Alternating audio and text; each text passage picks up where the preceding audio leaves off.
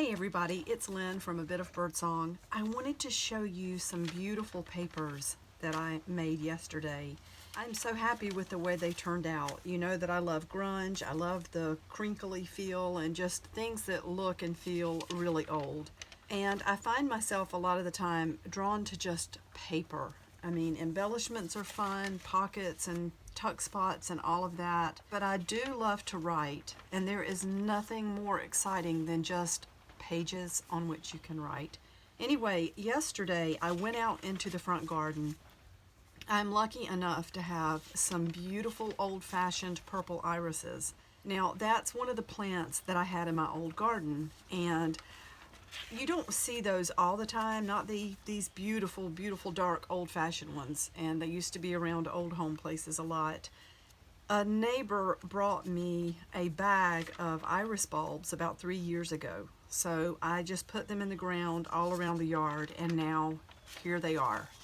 They bloomed last year, they're even prettier this year, but the blooms were dying out, and you know how they look. They get really crinkly on the ends, and they wilt and hang over.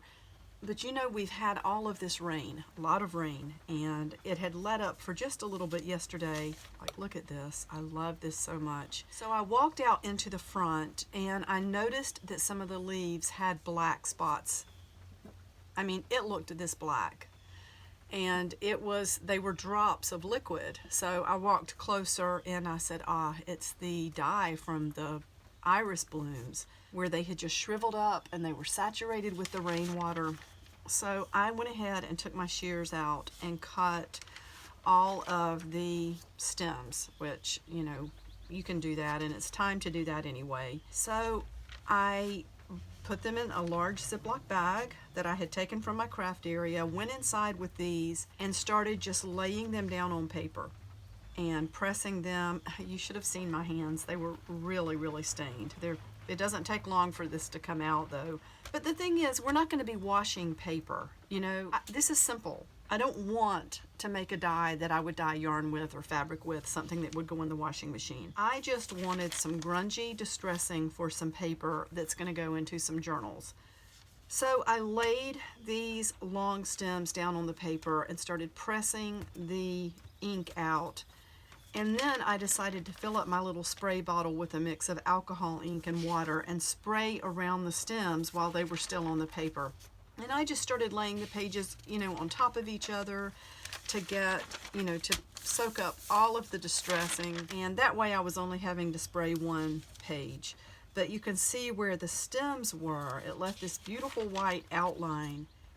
This could be the base for more work, more collaging, more anything, or this would make a gorgeous journal just to write on like it is.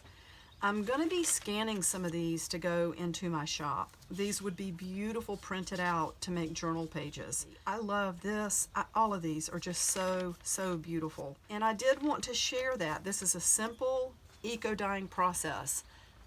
Not every bloom puts out color like this, but the purple irises, they really do. There may be others, and if I come across any more, I will definitely share what happens here in the garden. But I just love this. I'm going to keep flipping through, and oh, look at that. Look at that one. I mean, so I was just about to say, some of these will show you what it looked like before I started spraying the distress ink around. So on these, I was just pressing the color out of the shriveled iris blooms. And that brown is actually from the plant. You know, the blossom it's really dark, dark purple, and then like at the base of it, it's almost got this brown looking tissue around it. That is what that beautiful color is from. Now this is one that I had sprayed the distress ink on, and then I was trying to get an impression from another piece of paper, so that's where that came from. But anyway, I just wanted to share these beautiful, beautiful results. This was really simple process. No waiting time. This was instant. You never know what you can take from your yard and get instant art with. Bringing in leaves, flower petals, and spraying around them with distress ink is going to give you an outline. And sometimes, like with this, you can get color just right off the stems. Thank you so much for watching. I will be back really soon. Bye for now.